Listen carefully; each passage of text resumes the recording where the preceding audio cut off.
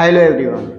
आज की इस क्लास में हम हिंदी व्याकरण पढ़ेंगे और हिंदी व्याकरण में हम वर्ण विचार पढ़ेंगे। उससे पहले आप यह जान लीजिए कि हिंदी व्याकरण होता क्या है।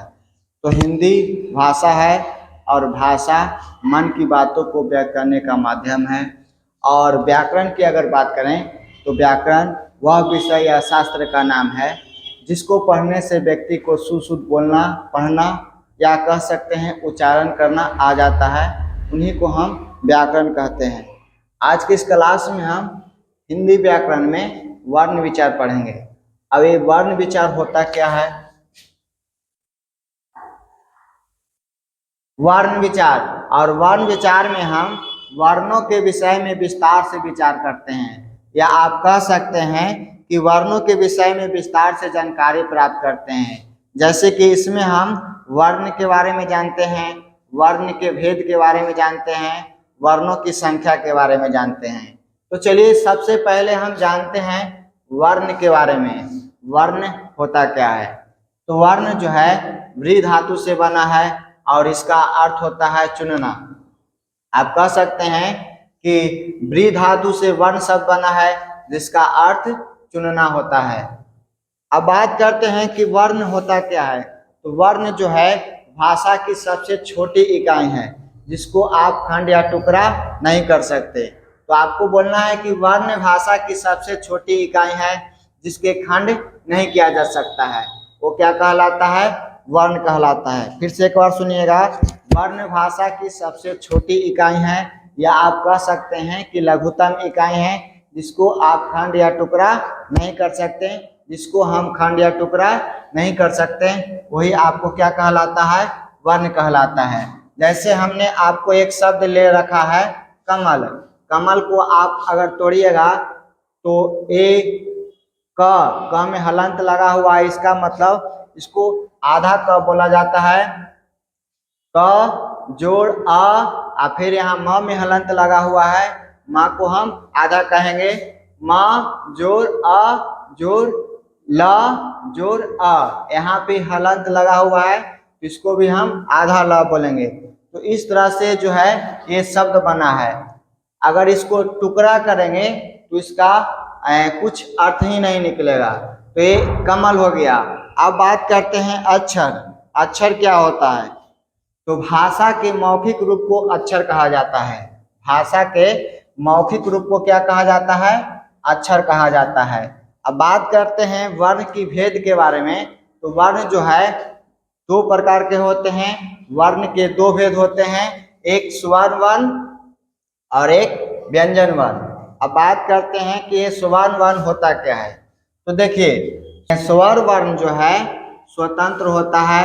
आप कह सकते हैं कि जो वर्ण स्वतंत्र होते हैं वो स्वर्ण वर्ण कहलाते हैं। या आप कह सकते हैं कि स्वर्ण वर्ण में दूसरे वर्णों की सहायता नहीं ली जाती है। या आप कह सकते हैं कि जिस वर्ण का उच्चारण स्वतः यानी खुद हो वह स्वर्ण वर्ण कहलाती है। अब बात करते हैं कि स्वर्ण वर्ण की संख्या की। तो स्वर्ण वर्ण की संख्या जो होती है वो आपको 11 होती है। जैसे कि अगर बात करें, जैसे मैं आपको अ, आ, ई, उ, री, ऐ, ओ, आओ, ये स्वर्ण वर्ण की संख्या है। अब बात करते हैं कि स्वर्ण वर्ण के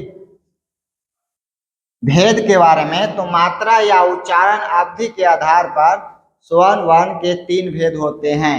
मात्रा या उच्चारण अवधि के आधार पर स्वर्ण वर्ण के 3 भेद होते हैं। और वो 3 भेद कौन कौन हैं चलिए जानते हैं। पहला है ह्रस्व स्वर, और ह्रस्व स्वर को मूल स्वर भी कहा जाता है, लघु स्वर भी कहा जाता है, एक मात्रिक स्वर भी कहा जाता है। अब ये ह्रस्व स्वर होता क्या है? तो जिस वर्ण के उच्चारण में बहुत ही कम समय लगता है वो आपको ह्रस्व स्वर या मूल स्वर या लघु स्वर या एक मात्रिक स्वर कहलाता है। अब ह्रस्व स्वर की संख्या की अगर बात करें तो ह्रस्व स्वर की संख्या जो होती है वो 4 होती है। वो कौन कौन होती है? ई उ री। ये 4 संख्याएं हैं ह्रस्व स्वर के। दूसरा जो है, दूसरा स्वर दीर्घ स्वर है, और दीर्घ स्वर को संधि स्वर भी कहा जाता है, गुरु स्वर भी कहा जाता है, संयुक्त स्वर भी कहा जाता है, द्विमात्रिक स्वर भी कहा जाता है। अब ये दीर्घ स्वर होता क्या है, तो जिस वर्ण के उच्चारण में ह्रस्व स्वर से दुगना समय लगता है वह दीर्घ स्वर कहलाता है। और दीर्घ स्वर की संख्या जो होती है वो 7 होती है। और 7 कौन कौन होती है, ध्यान से देखिएगा। आ, बड़ी ई, बड़ी उ, ए, ओ, आओ। ये 7 दीर्घ स्वर की संख्या है। अगर बात करें दीर्घ स्वर के भेद के बारे में, तो दीर्घ स्वर को 2 भागों में बांटा गया है। पहला जो है वो है सजातीय स्वर, और दूसरा जो है वो है विजातीय स्वर।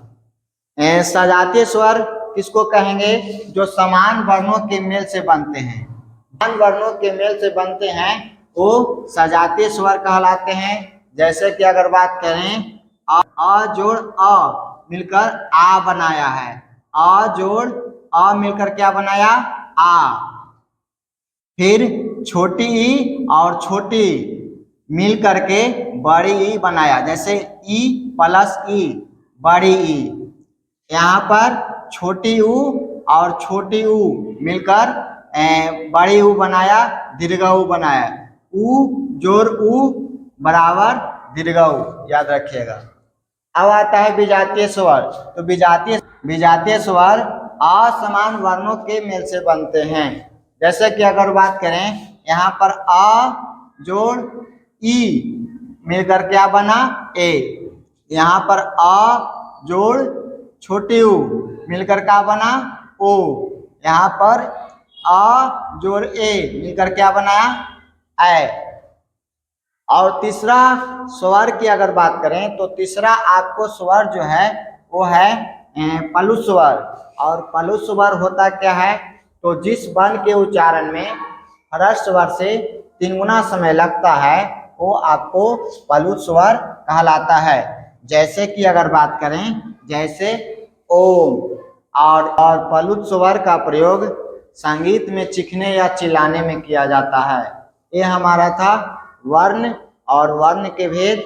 इस क्लास में हम जाने स्वर्ण वर्ण के बारे में। नेक्स्ट क्लास में हम जानेंगे व्यंजन वर्ण के बारे में।